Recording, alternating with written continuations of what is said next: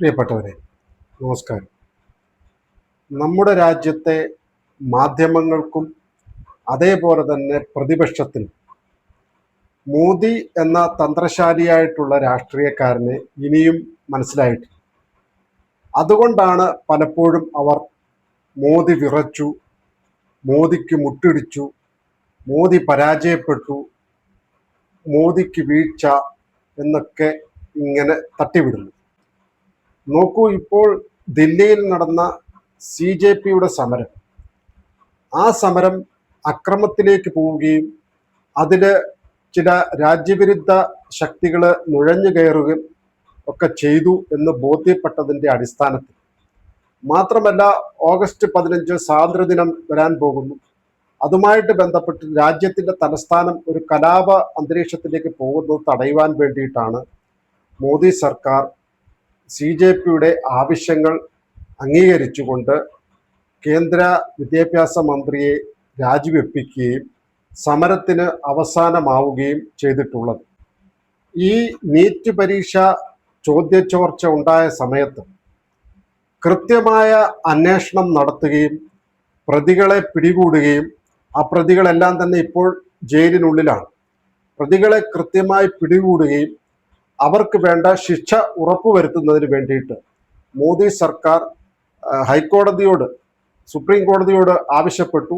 ഇതിനുവേണ്ട നിയമ നടപടികൾ, ഈ പ്രതികൾക്ക് ശിക്ഷ ഉറപ്പാക്കാൻ വേണ്ടിയിട്ട് നിയമ നടപടികൾ വേഗത്തിലാക്കാൻ വേണ്ടിയിട്ട് ഫാസ്റ്റ് ട്രാക്ക് കോടതികൾ, അതിവേഗ കോടതികൾ സ്ഥാപിക്കണം എന്നുള്ളത്.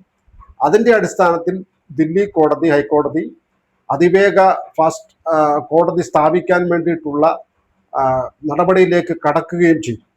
ഇന്നിപ്പോൾ മോദി സർക്കാർ, കേന്ദ്ര സർക്കാർ പ്രതിപക്ഷത്തെ ഞെട്ടിച്ചുകൊണ്ട് ഈ ചോദ്യപേപ്പർ ചോർച്ച എന്ന പ്രതിഭാസം അത് എന്നേക്കുമായിട്ട് അതിന് തടയിടണം. അതിനു വേണ്ടിയിട്ട് പൊതുപരീക്ഷാ ഭേദഗതി ബിൽ ഇന്ന് പാർലമെന്റിൽ അവതരിപ്പിച്ചു. പതിവ് പോലെ നമുക്കറിയാം, കോൺഗ്രസ് പ്രധാന പ്രതിപക്ഷ പാർട്ടികളെല്ലാം തന്നെ ബഹളമുണ്ടാക്കി ഈ ബില്ലിനെ എതിർത്തു. ഇതിന് വലിയ അത്ഭുതമൊന്നുമില്ല. കാരണം കഴിഞ്ഞ 12 വർഷക്കാലമായിട്ട് കേന്ദ്ര സർക്കാർ ഏത് ബില്ല് കൊണ്ടുവന്നാലും അതിനെ എതിർക്കുക എന്നുള്ളത് പ്രതിപക്ഷത്തിന്റെ ഒരു പൊതു സ്വഭാവമാണ്. അത് അവര് ഈ അവസരത്തിലും കാണിച്ചു എന്നേ ഉള്ളൂ. ഇങ്ങനെ ഒരു ബിൽ ഭേദഗതി കൊണ്ടുവന്നതുകൊണ്ട് പരീക്ഷാ ക്രമക്കേട്, പരീക്ഷാ തട്ടിപ്പുകൾ തടയുവാൻ വേണ്ടിയിട്ട് ഒരു വലിയ ചുവടുവെപ്പാണ് കേന്ദ്ര സർക്കാർ നടത്തിയിട്ടുള്ളത്. ഇനി മുതൽ പരീക്ഷാ തട്ടിപ്പ് നടത്തുന്ന ആളുകളെ സംബന്ധിച്ചിട്ട്, അതിൽ പ്രതികളാകുന്നവരെ സംബന്ധിച്ചിട്ട് അവർക്ക് 10 വർഷത്തെ തടവും അതേപോലെ തന്നെ 10 കോടി രൂപ പിഴയും ഒക്കെ ഈ ബില്ലിൽ വ്യവസ്ഥ ചെയ്തിട്ടുണ്ട്. അതിൻ്റെ അടിസ്ഥാനത്തിൽ പൊതുപരീക്ഷകൾ കുറ്റമറ്റതായി നടത്തുവാൻ വേണ്ടിയിട്ട്, ക്രമക്കേടില്ലാതെ നടത്തുവാൻ വേണ്ടിയിട്ട് മോദി സർക്കാർ ഒരു നിർണായക ചുവടുവെപ്പാണ് ഇന്ന് പൊതുപരീക്ഷാ ഭേദഗതി ബിൽ പാർലമെന്റിൽ അവതരിപ്പിക്കുക വഴി ചെയ്തത്. ഇങ്ങനെ ഒരു ബിൽ അവതരിപ്പിക്കുന്നത് കൊണ്ട് അവസാനിപ്പിക്കുന്നില്ല. മോദി സർക്കാർ പൊതുപരീക്ഷകൾ കുറ്റമറ്റതാക്കി നടത്തുവാൻ വേണ്ടിയിട്ട് ഒരു സമിതിയെ നിയോഗിച്ചിരിക്കുകയാണ്. ആധാറിന്റെ ശില്പിയായിട്ടുള്ള നന്ദൻ നിലകേനിയെ, അദ്ദേഹത്തെയാണ് ഇതിൻ്റെ പ്രധാനപ്പെട്ട ഉത്തരവാദിത്തത്തിലേക്ക് കൊണ്ടുവരുന്നത്.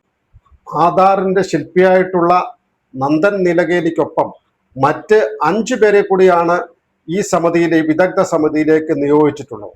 എസ് സോമനാഥ്, ISROയുടെ മുൻ ചെയർമാനായിട്ടുള്ള എസ് സോമനാഥ്, അതുപോലെ തന്നെ ലോജിസ്റ്റിക് എക്സ്പെർട്ടായിട്ടുള്ള അമൃത്ലാൽ മീന, അതുപോലെ തന്നെ മുൻ എഡ്യൂക്കേഷൻ സെക്രട്ടറി ആയിട്ടുള്ള അനിത കർവാൾ, അതുപോലെ മുൻ IB ഡയറക്ടറായിട്ടുള്ള തപൻ ദേക്ക, പിന്നീട് മദ്രാസ് IITയുടെ ഡയറക്ടറായിട്ടുള്ള കാമകോടി.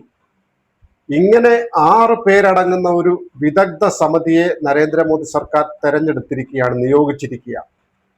ഇന്ത്യയിലെ പൊതുപരീക്ഷകൾ കുറ്റമറ്റതാക്കുവാൻ വേണ്ടിയിട്ട് കൃത്യമായ ഇടപെടലുകൾ നടത്തുവാൻ വേണ്ടിയിട്ടാണ് ഈ 6 അംഗ സമിതിയെ നിയോഗിച്ചിട്ടുള്ളത്.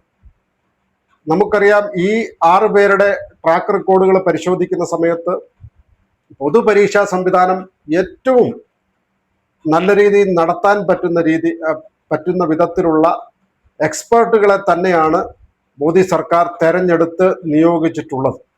അതുകൊണ്ട് തന്നെ ഈ സമിതിയുടെ പ്രവർത്തനം അത് ആരംഭിക്കുമ്പോൾ തന്നെ നമ്മുടെ പൊതുപരീക്ഷാ സംവിധാനത്തിൽ വലിയ മാറ്റം ഉണ്ടാകും എന്നുള്ള കാര്യത്തിൽ യാതൊരു സംശയവുമില്ല.